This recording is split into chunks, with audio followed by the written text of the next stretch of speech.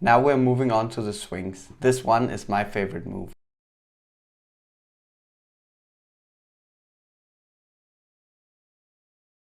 Before we get started, there's a lot of different variations of swings. I have picked 2 different variations that I feel like are extremely important, and once you learn these, you will be able to learn any type of swinging motion. The first one that you have to master is swinging with a regular start swing. This teaches you all the basics, and once you learn this, you're ready to move on to a kip swing, which is with more power. So in this first video, you see me doing a level swing.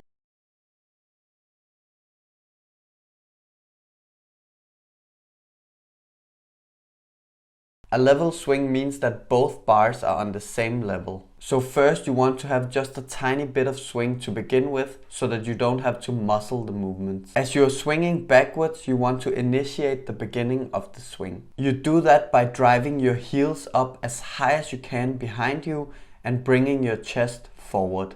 Now optimally you look like the letter G, a big G. From here on, your next goal is bringing your shins and knee as close to the bar in front of you. You do that by using the energy that you stored from the G. So you kick your feet aggressively in front of you and you close your hip instead of arching now. This means that you end up more into an L shape. It is important in this move that you are behind the bar so that you can shoot yourself upwards and out. Now that you have kicked your legs out aggressively, you will have a short period where you are almost weightless. As soon as you have your shins close to the bar, you want to extend your hip and bring your feet up and away from the bar. While you're extending, you also want to pull yourself under the bar so that you get higher up. It is important now that you make yourself as long as possible, since gravity will be pulling you soon. The longer you are as gravity pulls you, the more force you will have for your swing. Stay as straight as possible for a while, and after you pass the vertical point, that's when you can start driving your heels up towards your butt. As you're driving your heels up, you want to look down, because it's the lower body we want up high.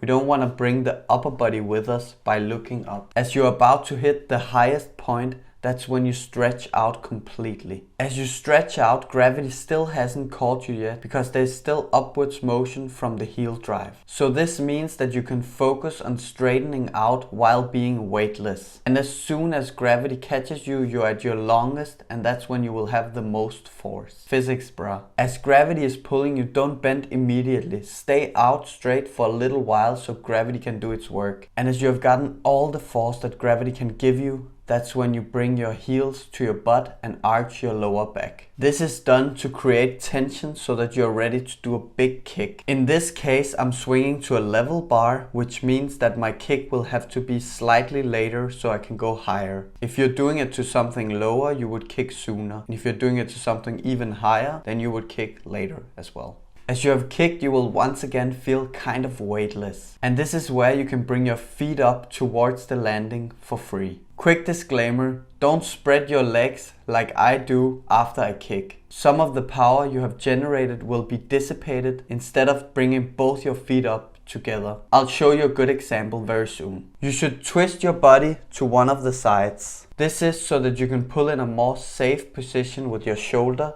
compared to if it was completely behind you. You would need a lot more shoulder mobility to pull both your hands behind you. Another reason that you pull with a 1-2 motion is also so that you can twist your body a little bit and see the landing, compared to if you bring both your hands behind you, your chest will be in front of you and you won't see the beginning of the landing. I think that is dangerous, that's why I don't do it. As your first hand lets go, that's when you have your second arm that's ready to control you even more and pull you that extra bit. As you pull with your arms, your upper body should come up with you. If it's still behind you, you're doing something wrong. The landing, once again, is just a regular precision landing. Always try to land straight. There shouldn't be any torque left in the landing. So here is an optimal example of how your body positioning should be and how you lift your feet together. This video is from an old school legend called Joe Haugaard. You don't want to spread your legs and lose all the momentum that you just gained. You keep lifting both your feet towards the landing. As you see, because he is slightly tilted towards one side, he can see the landing now, compared to if his upper body was in front of him and he wouldn't be able to see anything. So what did we learn? The time timing in swings are super important. Being patient with kicking and driving your heels is also very important. Gravity will pull you harder